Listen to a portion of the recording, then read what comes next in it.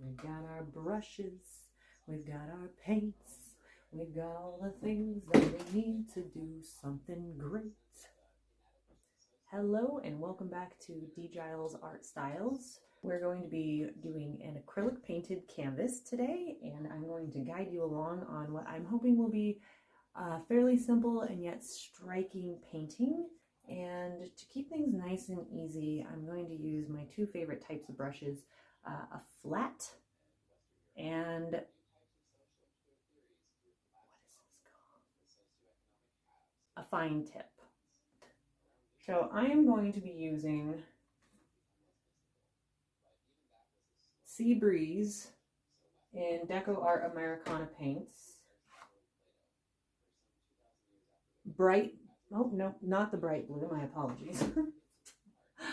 Ultramarine blue, always a good one. And I'm also going to throw in some of this purple. Brilliant purple. Brilliant. Now remember, we're doing a moonlit sky. And what I'm wanting to do is around the moon, as we come closer to it, we're going to get lighter, but I want to have a nice dark sky at the distance from the moon. So using my flat brush, I am going to take that bright purple and we're just going to go ahead and generously dab that onto the edges of our canvas.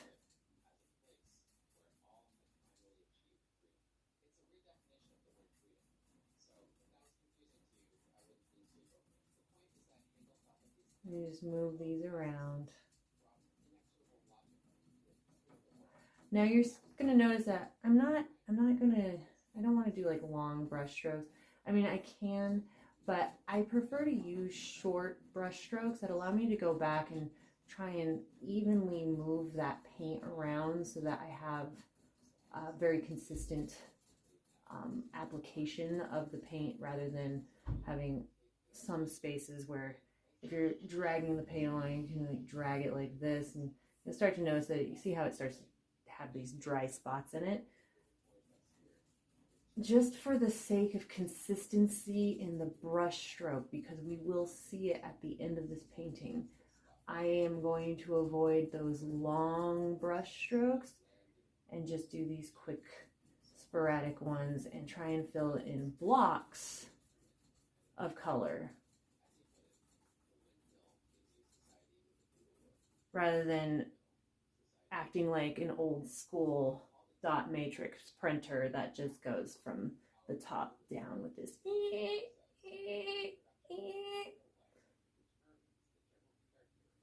Do you like my printer impression?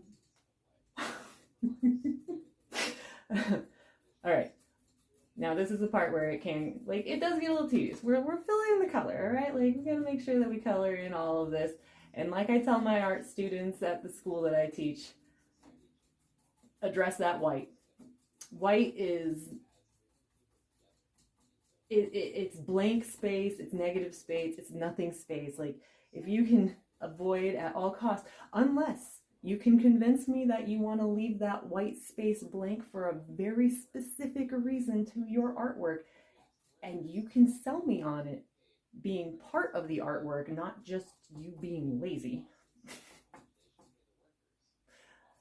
then I can accept that. But it's very, very rare that I believe the raw canvas, the raw gessoed canvas, should ever be seen by your viewer. Can you call it a finished painting if you can see white? I don't think so.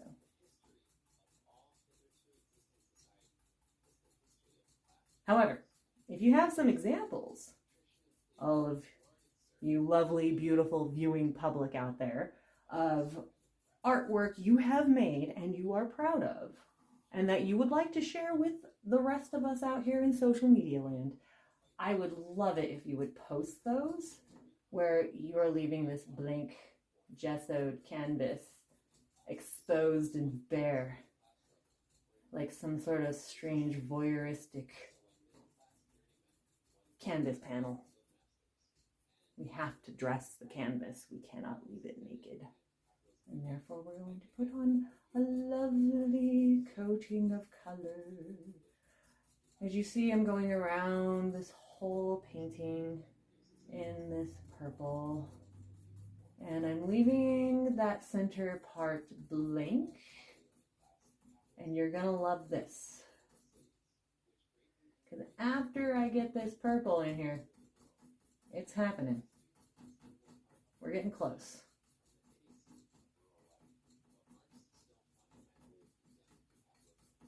We're going to go over it with that ultramarine blue.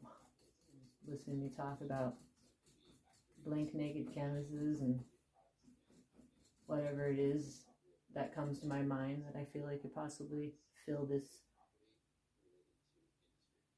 space in which nobody is talking back to me. It is kind of refreshing, I have to admit, especially after working in a school with kids where they're always talking back to you. All right, so as you see, I'm going right over the top of this purple with my blue. I want the purple to add a deeper, richer hue to the blue in those spaces that I want to be like farther away from the light of my moon, which is going to be like right here. So we also get to practice painting a circle. I don't know, maybe I shouldn't be choosing this sort of painting for a bunch of people who are just trying to come in and have fun. Painting a circle isn't exactly a walk in the park either.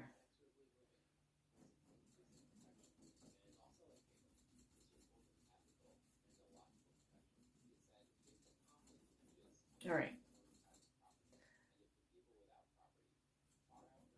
So we're going to keep pushing this in.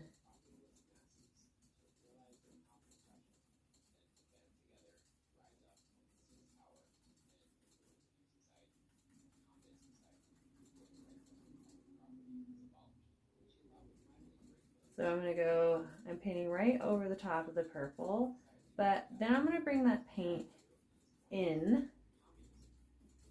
to the white onto that blank naked canvas a little farther, and I'm going to work that brush. I'm going to try and like push around where that blue purple edge is and try and like scratch around and blend it in a little bit if I can.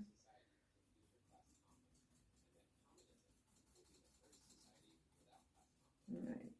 And as you can see, I'm still keeping consistent with that kind of dashy, scratchy brush stroke. And these short, quick brush strokes. And I'm working in blocks of color rather than going line by line. I feel that when you work in blocks of color, it definitely helps to keep the cohesion of your overall composition intact. And why this is important is because as viewers, our eyes are going to automatically be drawn to where something is not consistent with everything else in it.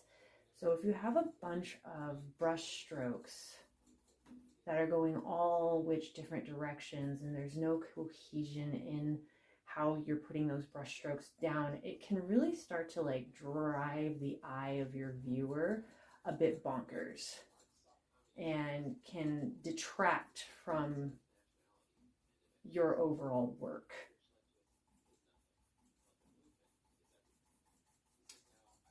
All right, I'm going to start working my paint towards the shape of a circle.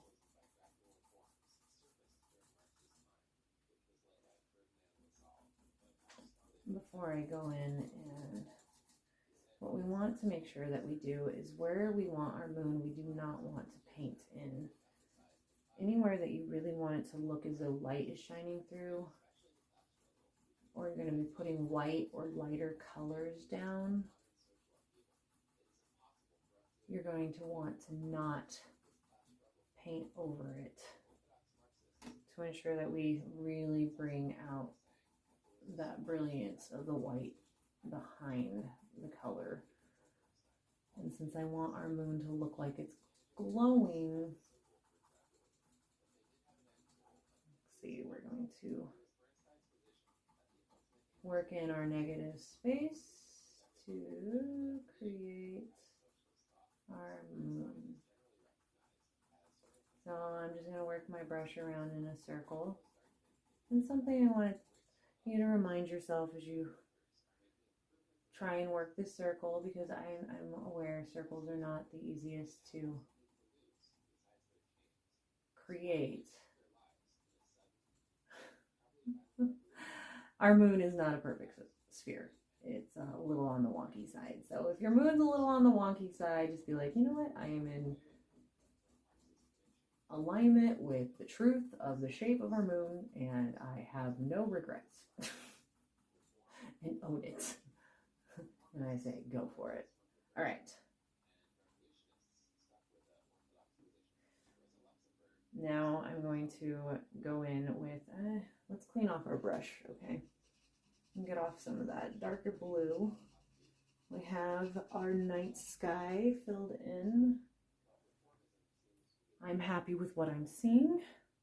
All right, now we're gonna go in with that sea green, and around the edge where I want to have like a moon glow,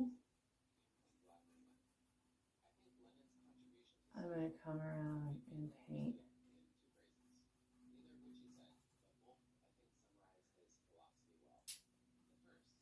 this lighter sea green, greenish blue around the edge of where our moon is going to go.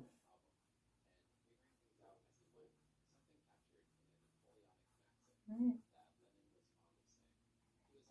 And now I'm going to blend and pull.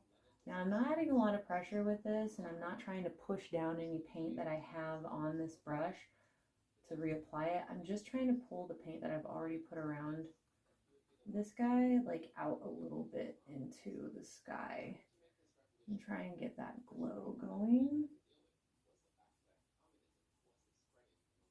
And it is blending in with the blue that was already down, so that's a good thing.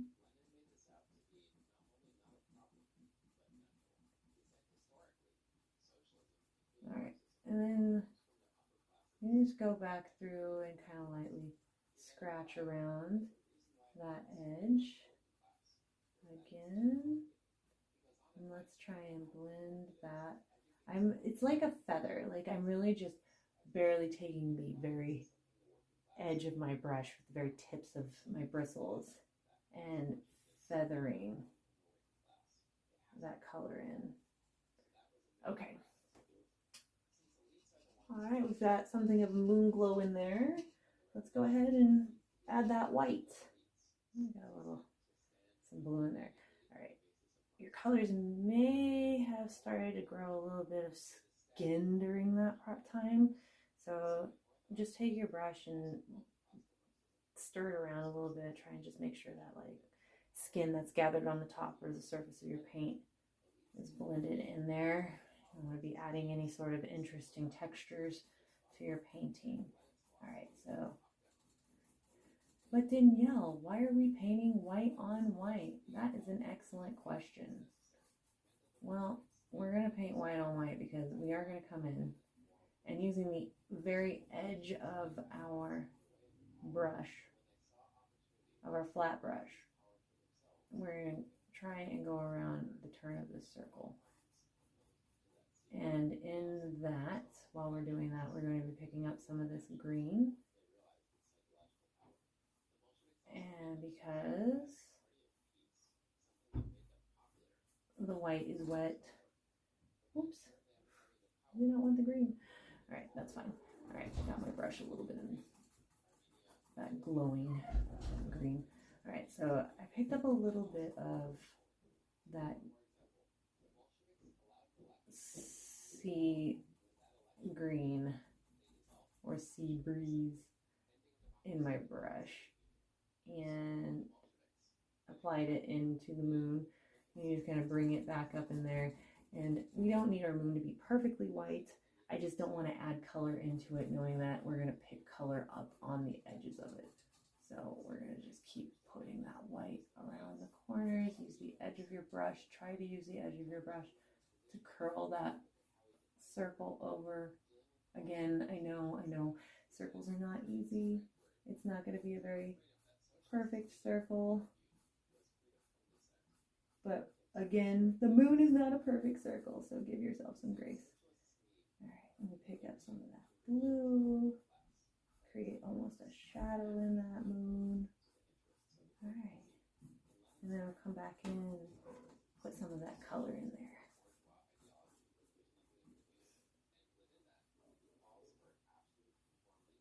All right, this is where I have to like tell myself, Danny, stop. You're obsessing. No, we're not going to make a perfect circle.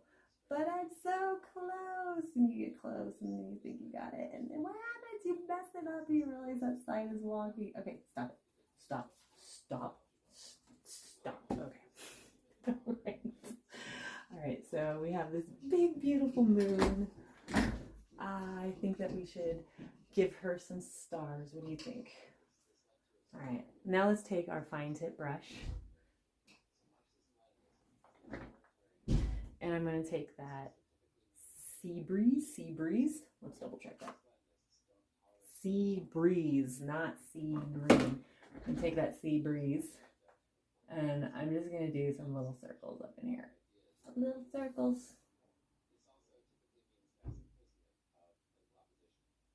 And it doesn't have to be too perfect.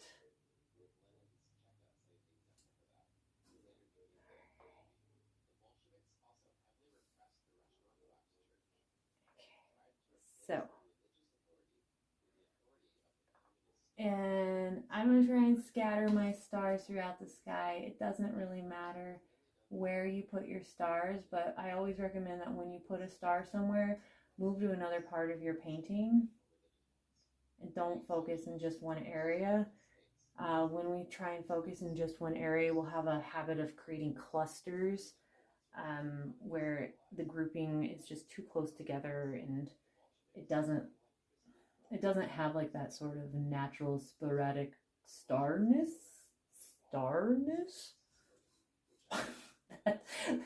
I feel you get when you go outside and look at the sky at night. If you're somewhere where you have the privilege of being able to go out and see the stars. Something else, some of these circles are going to be larger because some stars twinkle brighter and some are going to be a little smaller. I'm going to do a few of these circles, little circles. So far, so good. I'm kind of happy with the way this is turning out. I hope you all are happy with what it is that you've got going on in front of you too. And also, please, after we're done with this, if you're happy and you're proud of what it is that you made and you want to share that with everyone on here and my whole 44 subscribers that I have at this point in time, please share this channel with your friends and don't forget to subscribe. I'll try and do more of these if you're really enjoying it. What was I saying? Oh, yeah. Please share what it is that you make. Add them to the comments. Take a picture.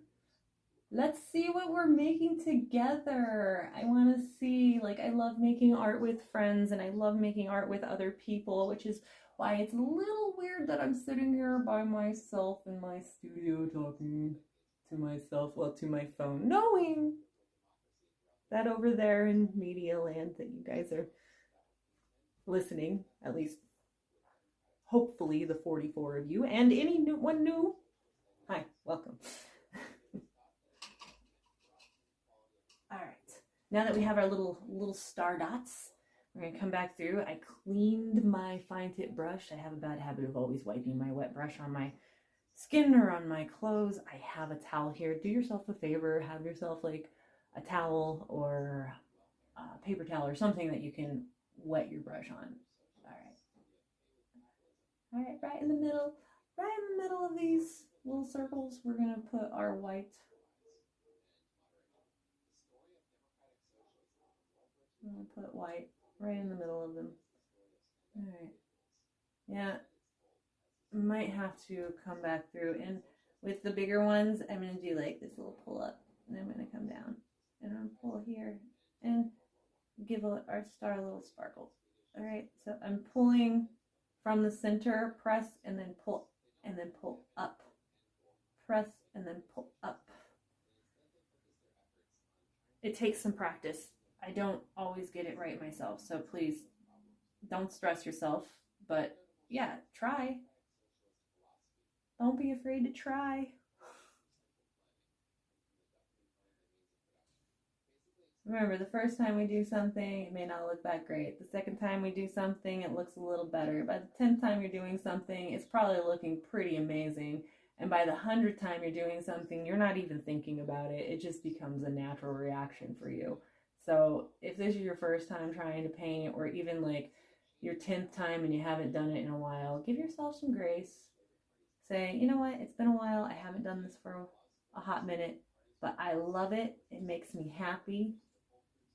I enjoy the process, and I know that every time I sit down to my easel or my canvas or even your dining room table, that you're going to create something that brings joy to you. That's what matters. We don't have to make things for any other purpose than it makes us happy, and it brings us a few moments of peace in an otherwise crazy and chaotic world. All right, how do we feel about our stars? I feel like I've got a couple of sparkling ones on the bottom here, and I probably should at least like one sparkling one up here on the top. How about this guy over here? All right, he's still, we're gonna push down, pull up. I've also got like pretty strong coffee running through me right now. It's not even easy for me. Okay, so if you're struggling with it, just maybe you can find some like solace in knowing that I too still struggle with this. It's not that hard. Okay, I'm overthinking it. That's really the problem. All right, and I want to do a little sparkle, so I'm gonna do a line here. I'm gonna do a line here. Okay, a line here. Oh, little glares. All right. So now we have our lovely night sky, and we're ready to start adding our foreground. Okay, so what I was thinking for putting in the foreground is, you know how you stand underneath the canopy of trees, you look up. I don't think you were able to see my hands.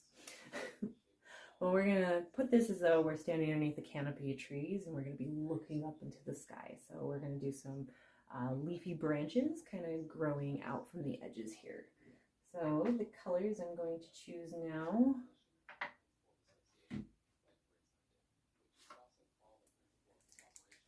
We're going to be mixing some colors together because these are very bright, and I definitely do not need them to be as bright as they're going to show up on here. So we have sour apple green.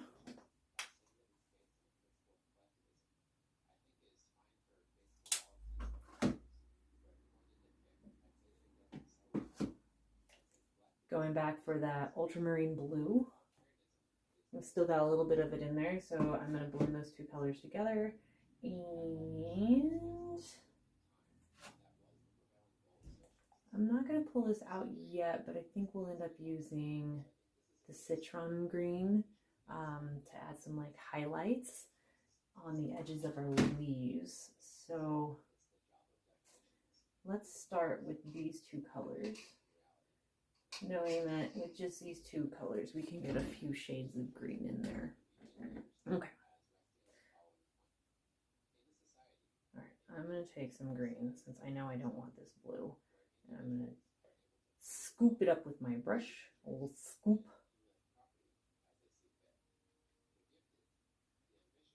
And I'm going to make myself what is looking like a nice hunter green.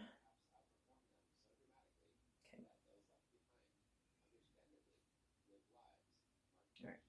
Now I'm going to do the light green first because the light green is going to be the farthest from where we're standing, but also the closest to the moonlight.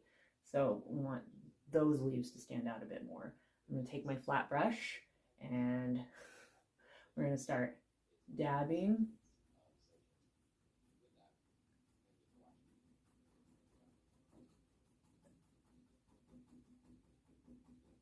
And I'm going to just dab into here.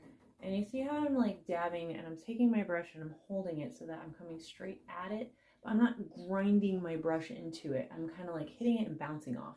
So there's like a spring to the brush. And also when I'm hitting it, I'm like hitting it and bringing it in a direction. I know that my branches are going to be coming off this way, and I want to remember that trees have their leaves growing off the branches. So when I'm dabbing, I'm going to be growing towards where I'm essentially imagining I'm going to be putting those branches. So I'm going to try and bring it in and down.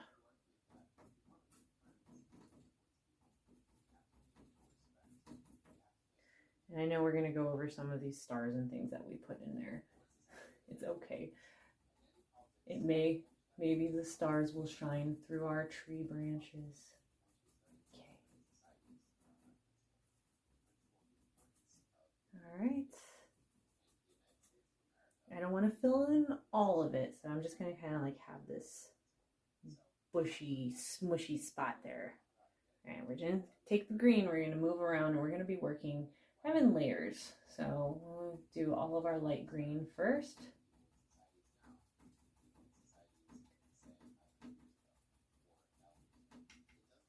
And something I want us to remember in nature is nature does not work symmetrically, but it does work in fractals. And so something to keep in mind as far as when we're doing our nature thing, fractals are a repetition of like the same shape, the same color, the same motion over and over again. So like think clouds, you can't predict the shape of a cloud, but you're never going to look at a cloud and tell it that it's not doing the cloud thing right. Like, hey cloud, you don't look cloud enough to me. Like, we're not going to do that to a cloud because a cloud is always going to follow a certain fractal rule. Trees and plants do the same thing. So as long as you're being consistent with the marks that you're making and how you're putting them down, but you're not trying to be symmetrical, it's going to look more natural. All right. I have this wonderful glowing star over here, so I really don't want to like cover it with like tree branches. So I'm going to go around it. All right. I'm going to do this one here. And then I'm going to have one that comes up and touches into the moon here.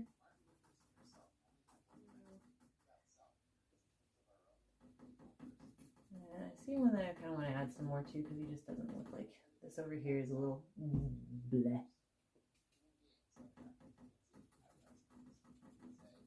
Alright, and I'm going to have it branching out so I don't technically have to have everything coming to like a cone shape or rounding. Let's do it so we'll have like a branch that'll come out this way. I'll have that star shining through the trees.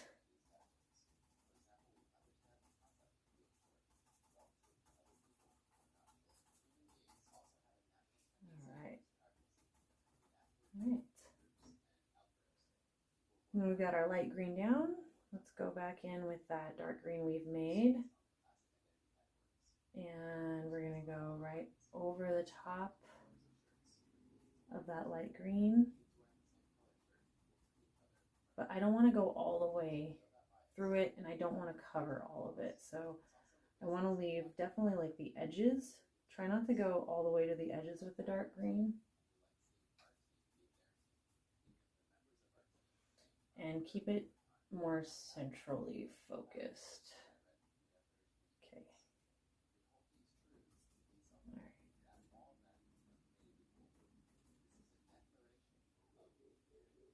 And the idea behind adding the dark green is to add a little more depth. I don't think I made enough of my dark green. All right, we're just going to smush on the rest of what we've got.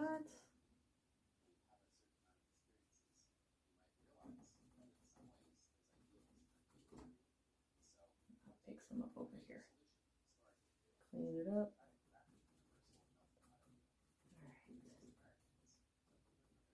And you can make more dark green. It's not like that's all you can have. But for the sake of time and not wanting to have to go back and make another one, I don't want to. All right, we're going to now add, sorry, bad habit putting my brush in my mouth. All right, we're going to now take some more of that purple. We're going to add some shadows underneath our tree in our leaves. Never use brown, gray, or black for shadow making, especially black. There's no such thing as black shadows unless you're completely in the dark. But what it is a tinting, a hue. And most of the time, when we look at shadows, what we're seeing is purple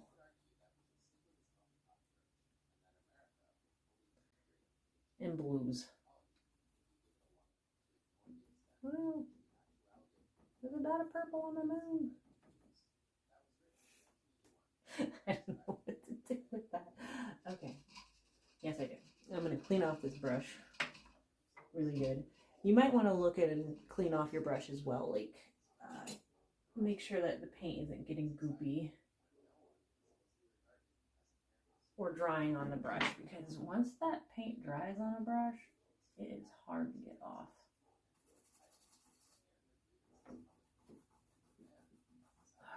Okay. All right, so there's a little purple glow. It's not that big of a deal. All right. Now we want to do our branches, and taking what I know in color theory, I'm going to take some orange and I'm going to add that to this purple.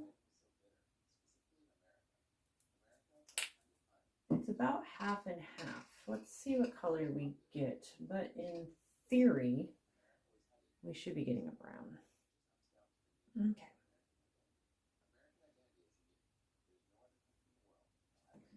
And I'm going to also come back through with that ultramarine blue, because this is going to be the shadow in my branches. And I do want to add a little bit of that into this and darken it up a bit. So what we have is more of a mauvey brown, but not too bad. All right, I'm going to take my brush. I'm using my flat brush. I want the base of my branches to come up, and I'm going to pull up so that they get thinner as they move towards the tips. Okay, that brown is a little light, so oops. We're going to add some more blue into that, some of that ultramarine blue into that brown. Okay, there we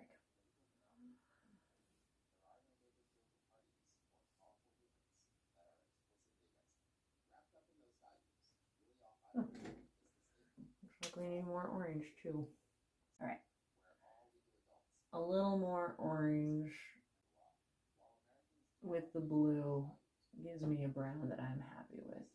So we're moving, and we're going to paint our branches into the trees.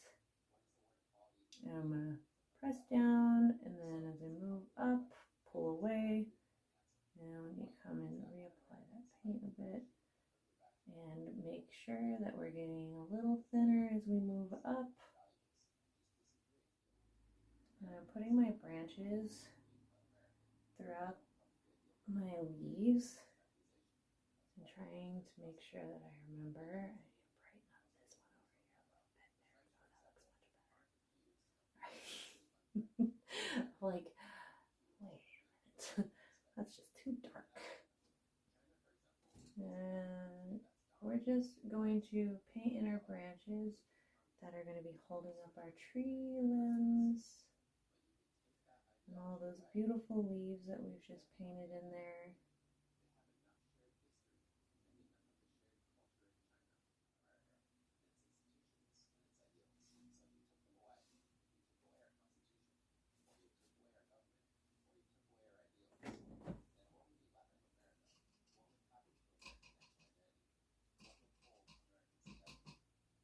All right. Oh yeah, I wanted to add, just try and really make those leaves glow. We have this citron green. I'm going to add some of that to the tips around. All right. And I'm going to use my fine tip brush for that. Okay. And we're going to come around and we're just going to put these little bits of bright light in here and just dab them in around the edges of your tree towards where the moon is. So wherever the edge of your leaves are, wherever the light of your moon, try and add some of that citron green into your leaves.